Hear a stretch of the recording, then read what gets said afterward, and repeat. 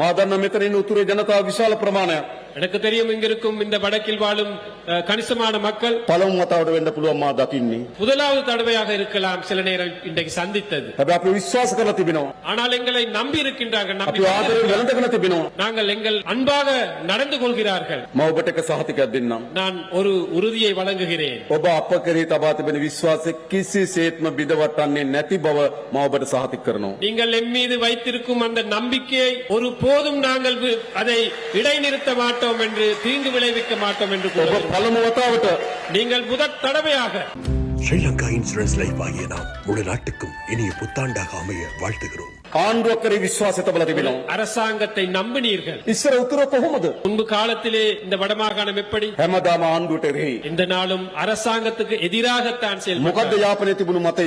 என்ன கருத்து இந்த வடமாகாணத்தில் இருந்தது? දකුණේ තියෙනවා සිංහල ආණ්ඩුවක්, උතුරේ අපිට දෙමළ ආණ්ඩුවක් ඕන කියලා කිව්වා. என் பகுதியிலே ஒரு சிங்கள அரசாங்கம் இருக்கின்றது, ஆகவே வடமாகாணத்துக்கு எங்களுக்கு தமிழ் அரசாங்கம் ஒன்று தேவை. දකුණේ තිබුණු ආණ්ඩුව උතුර ජනතාවට දැනුනේ තමන්ගේ ආණ්ඩුවක් කියලා. என் பகுதியில் இருக்கும் அரசாங்கம் நீங்கள் உணரவில்லை உங்களது அரசாங்கம் என்று. හැබැයි මම ඔබට එකක් කියන්නම්. நான் ஒன்றை கூற விரும்புகிறேன். දකුණේ තිබුණු ආණ්ඩුව දකුණු ජනතාවට දැනුනේ නැහැ තමන්ගේ ආණ්ඩුවක් කියලා. என் பகுதி மக்களுக்கும் ஒரு உணர்வு இருக்கவில்லை அந்த மக்களுடைய அரசாங்கம் என்று. උතුරට විතරක් නෙවෙයි දකුණටත් ඒ ආණ්ඩු නෙවෙයි. வடக்குக்கு மட்டுமல்ல தென்பகுதிக்கும் அவை அரசாங்கங்கள் அல்ல. ඉතා සීමිත පවුල් කීපයක වමනා වෙනුවෙන් හදපු ආණ්ඩු. ஒரு சில குடும்பங்களின் தேவைக்காக அமைத்துக் கொண்ட அரசாங்கங்கள் அல்ல. තමගේ මිතුරන් වෙනුවෙන් හදපු ආණ්ඩු. தமது நண்பர்களுக்காக அமைத்துக் கொண்ட அரசாங்கங்கள், තමගේ ඥාතීන් වෙනුවෙන් හදපු ආණ්ඩු. தமது உறவினர் உற்றாருக்கு தேவையான அரசாங்கம், ඒවා තමයි ලංකා ඉතිහාසය හැදුණු ආණ්ඩු. அவைதான் இலங்கை வரலாற்று முழுவதும் அமைத்த ඔබ அரசாங்கம். ලංකාවේ පළමු වතාවට இலங்கையிலே முதற் தடவையாக ජනතාවගේ ආණ්ඩුවක් හැදලා තිබෙනවා. மக்களுடைய